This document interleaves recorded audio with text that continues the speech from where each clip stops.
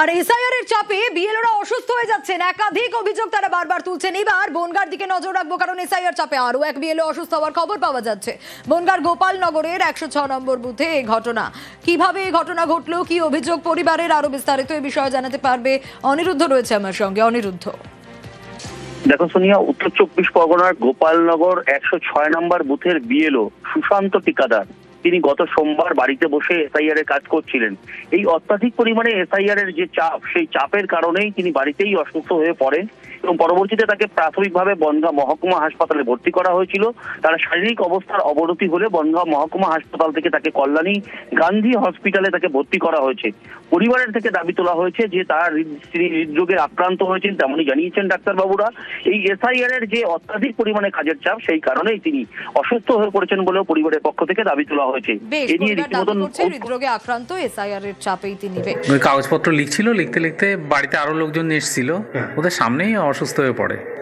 তারপরে এসে দেখলাম ও পড়ে গেছে, তুললাম, টেনে তুলে বনগাঁয় নিয়ে গেছিলাম। ওখান থেকে চেক আপ করে বলেছে অ্যাটাক হয়েছে, হার্ট অ্যাটাক।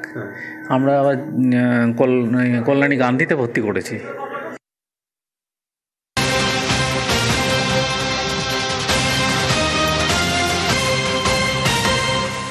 নজর রাখবো এবার কোচবিহারের দিনহাটার দিকে। রংপুরে ঠিক কি ঘটেছে? বিজেপি মন্ডল সভাপতির বাড়িতে হামলার অভিযোগ, বিজেপি নেতার বাড়িতে ভাঙচুর হামলার অভিযোগ। কিন্তু কেন এই ঘটনা ঘটলো, কাদের বিরুদ্ধে অভিযোগ, ঠিক কি ঘটেছে? শুভঙ্কর রয়েছে আমার সঙ্গে। শুভঙ্কর, দিনহাটা শহর সংলগ্ন পুরসভার 14 নম্বর ওয়ার্ডে অর্থাৎ রংপুর রোডে বিজেপির মন্ডল সভাপতি বিদ্যুৎ মজুমদারের বাড়িতে গতকাল রাতে হামলা চালানোর অভিযোগ ওঠে তৃণমূলের বিরুদ্ধে।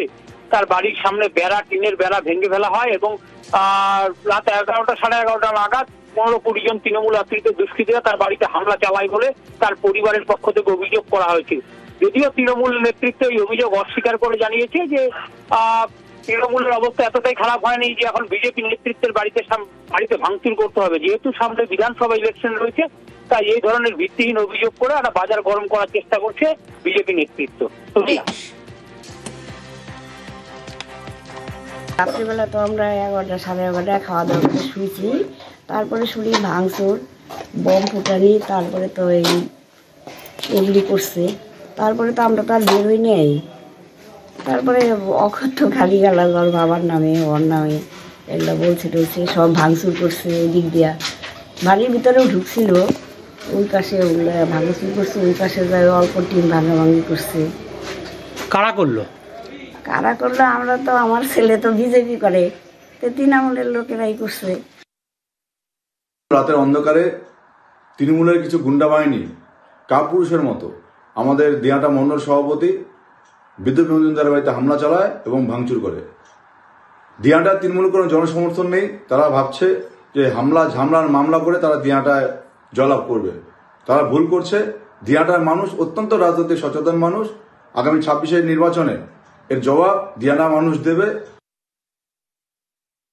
যার বাড়িতে ভাঙচুর হয়েছে সে কি করে বা কি সেটা জানি না, বিজেপি করে তো অবশ্যই। এইবার বিজেপি করছে, তারা কোনো মানুষের পাশে থাকছে না, কিছু না।